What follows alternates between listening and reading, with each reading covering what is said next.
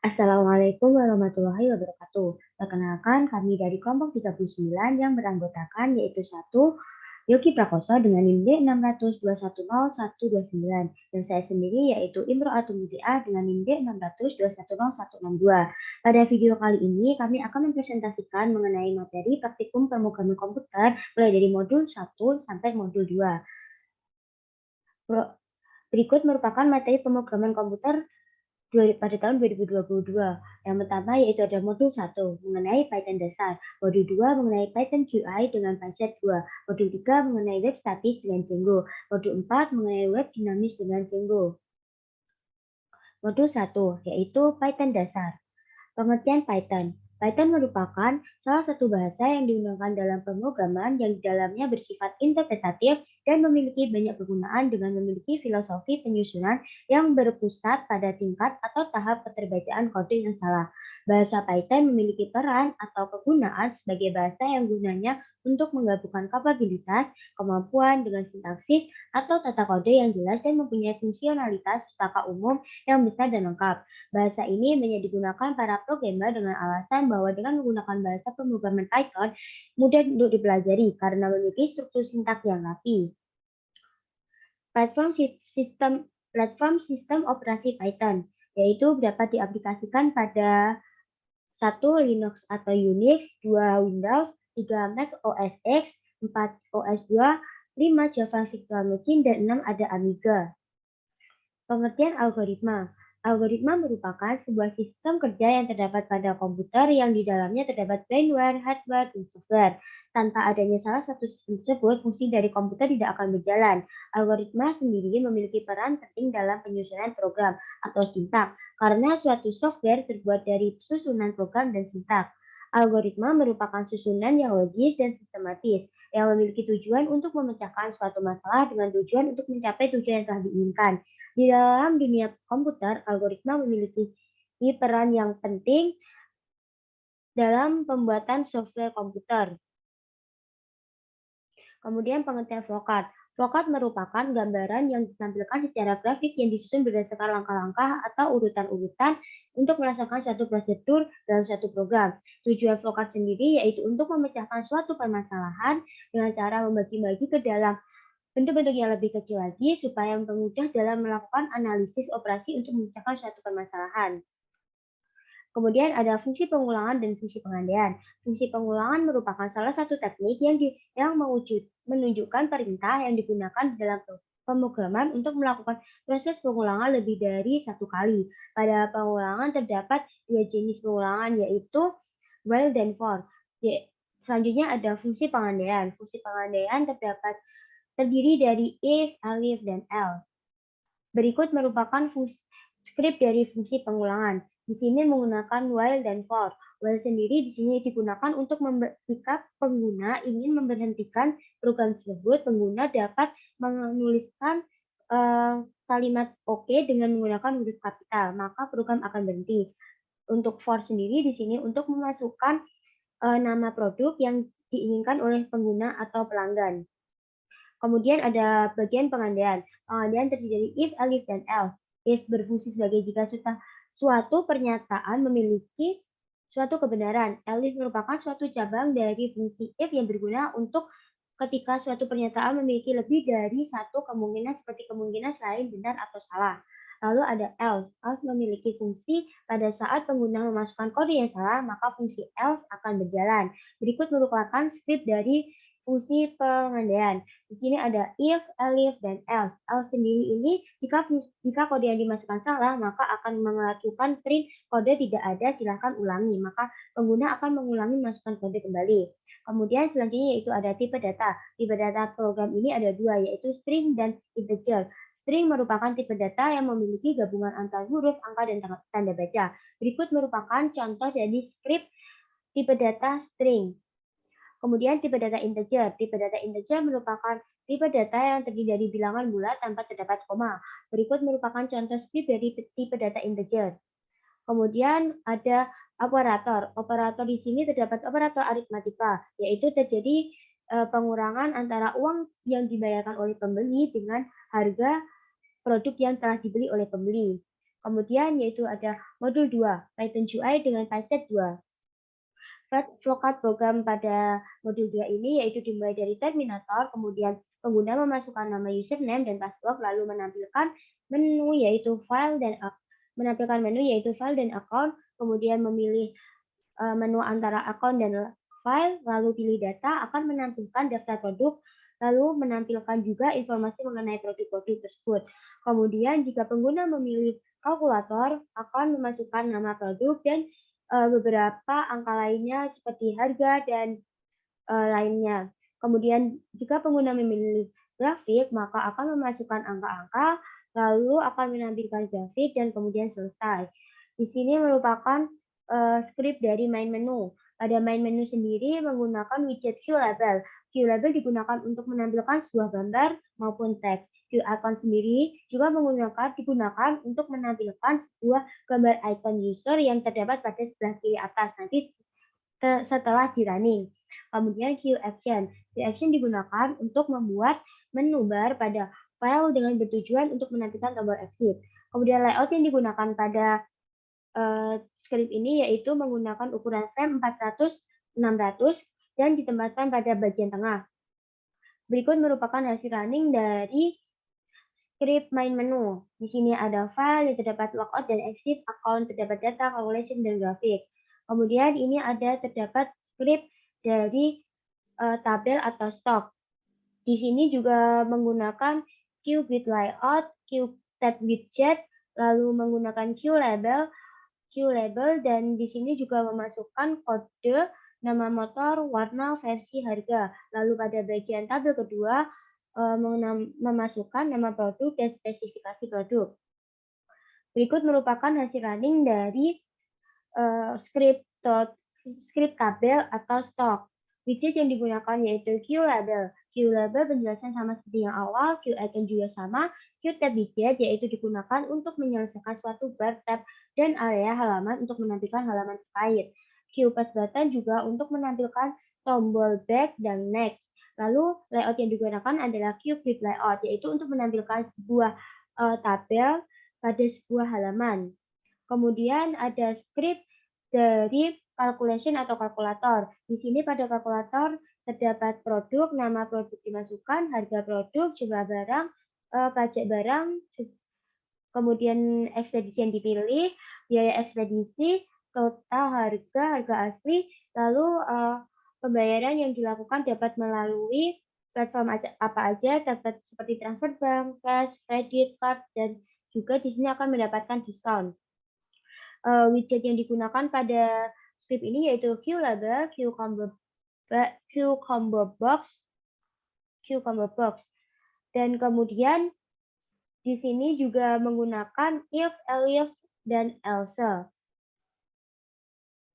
Berikut merupakan hasil tampilan running dari script calculation atau kalkulator. Di sini widget yang digunakan yaitu ada tambahan Combo Box yang digunakan untuk menampilkan tombol back dan next. Kemudian ada Line Edit yang digunakan untuk melakukan editing pada satu baris sebuah teks.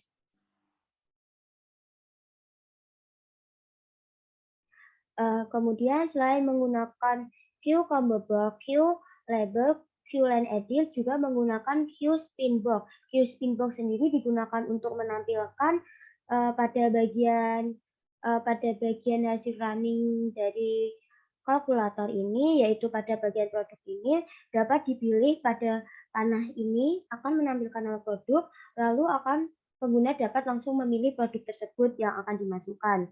Kemudian layout yang digunakan yaitu Form layout yang digunakan melakukan input pada tabel sesuai dengan urutan. Lalu di sini merupakan script dari grafik. Di sini pada script bagian grafik menampilkan diagram stem dan diagram lingkaran dengan cara memasukkan data-data tersebut pada bagian program yang sudah dirunning seperti ini. Lalu pengguna dapat mengeklik yaitu dapat memilih tampilkan diagram stem atau tampilkan diagram lingkaran. Widget yang digunakan pada diagram ini yaitu QLabel, penjelasannya seperti tadi menampilkan sebuah gambar.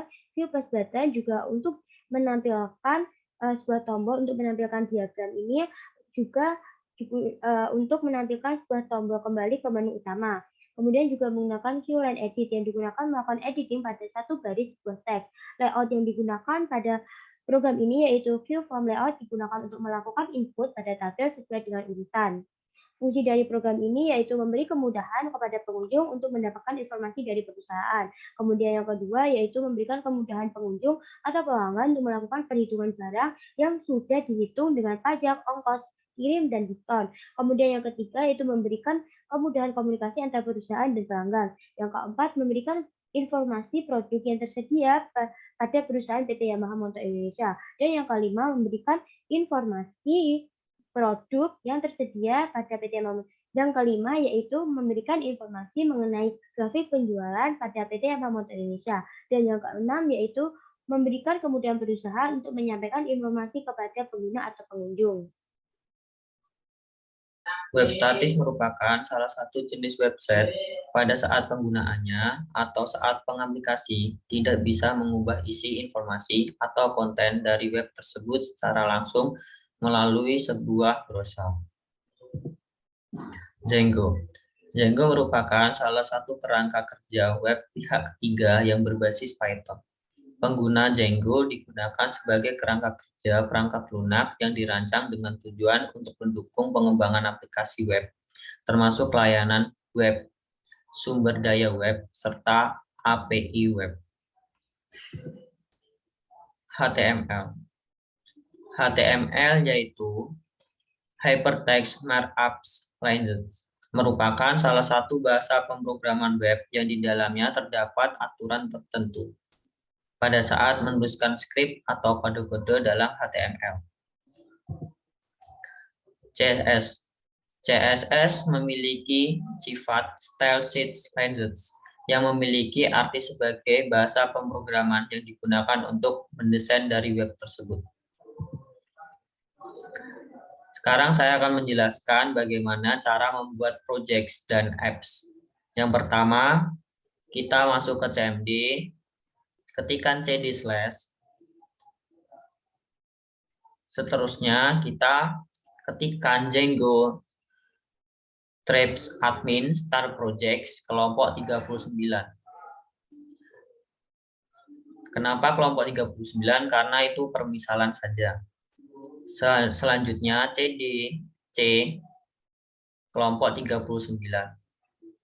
Selanjutnya ketikkan Python manage.py startups modul 3 web statis, karena di dalam modul 3 kita mempelajari web statis, maka dituliskan web statis.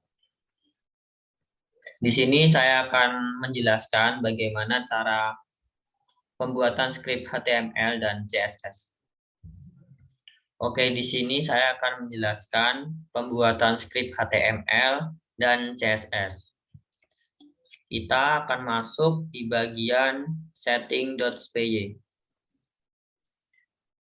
Di bagian setting.py, kita scroll ke bawah ke bagian templates.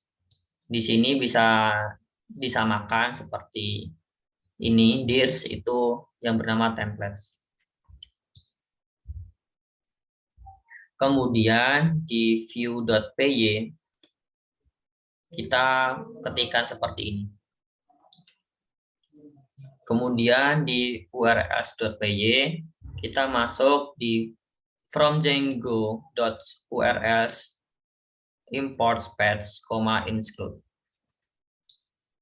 Kemudian kita membuat file yang bernama templates. Kemudian cara pembuatan CSS. Kita masuk ke bagian setting. Kita scroll ke bawah.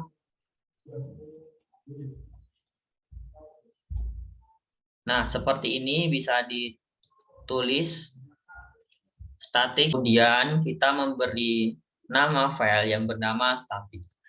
Di file static itu ada folder, ada gambar, dan ada CSS. Oke, di sini saya akan menjelaskan penjelasan file HTML dan CSS. Kita masuk ke homebase.html. Yang pertama itu plot static, itu untuk menampilkan bagian static agar bisa tertampil di dalam web atau mengimpor dari file tersebut. Yang kedua adalah docstyle.html yang berguna untuk menjelaskan dokumen, yaitu dokumen HTML. Yang ketiga adalah HTML untuk mengidentifikasi bahwa file tersebut ialah HTML. Kemudian di head itu membuat header di bagian judul. Kemudian ada body, itu gunanya untuk menampilkan bagian information, context, dashboard, dan home. Kemudian di bagian footer itu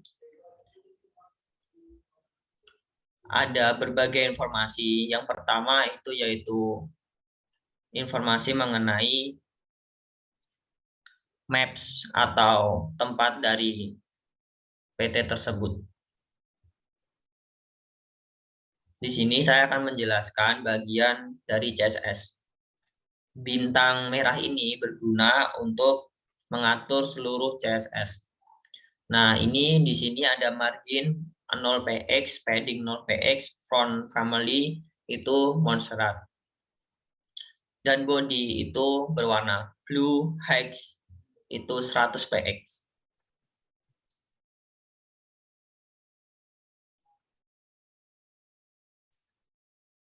Ini adalah menu-menu dari CSS, dan di sini ada bagian dari footer, itu berguna untuk menampilkan dari copyright atau bagian peta. Di sini saya akan menyampaikan modul 4, web dinamis dengan Django. Pengertian database terdiri dari dua penggalan kata, yaitu data dan base, yang memiliki arti berbasiskan pada data. Selain itu, database memiliki arti secara konseptual, yaitu merupakan sebuah koleksi atau kumpulan data yang saling berhubungan, yang disusun menurut aturan tertentu secara logis. Manfaat database bagi perusahaan. Yang pertama, perusahaan dapat dipermudah dalam mengakses dan menyimpan data. Yang kedua, dapat mengawasi kegiatan operasional yang sedang terjadi. Yang selanjutnya, integritas data terjaga. Yang selanjutnya, kemudian dalam berbagi data. Berbagai informasi atau data secara mudah dengan pengguna database lainnya. Yang selanjutnya, kemudahan dalam akses data. Database dapat memudahkan pengguna dalam mengakses suatu data di dalam sistem karena semua data telah tersimpan dengan baik. Yang selanjutnya yaitu proses pembuatan database di PHP MyAdmin. Yang pertama, membuka CMD, kemudian mengetikkan python manage.py max migration. Kemudian setelah selesai, ketikkan python manage.py migrates. Itu akan tertampil data pada PHP MyAdmin. Kemudian isikan data yang telah dibuat, yang akan dibuat. Di sini saya akan menampilkan dari kepanjangan dan arti dari CRUD. CRIDS, proses penambahan data. CRIDS, proses pengambilan data dari database. Contoh proses ini berjalan saat klik login. Sedangkan update, yaitu proses mengubah data yang sudah ada pada database ketika user melakukan perubahan dari data yang pernah diinput. Kemudian delete, yaitu menghapus data di database. Implementasi CRUD dalam sistem informasi yaitu dalam perusahaan dapat membaca, menyisipkan, memanipulasi, atau mengedit dan menghapus data tabel. Contohnya menambahkan stok harga varian motor di PT Yamaha Indonesia dan dapat melihat informasi mengenai hal yang terdapat di perusahaan tersebut. Sekian dari pemaparan dari kelompok kami. Jika ada salah kata, saya dan kelompok kami mohon maaf. Wassalamualaikum warahmatullahi wabarakatuh.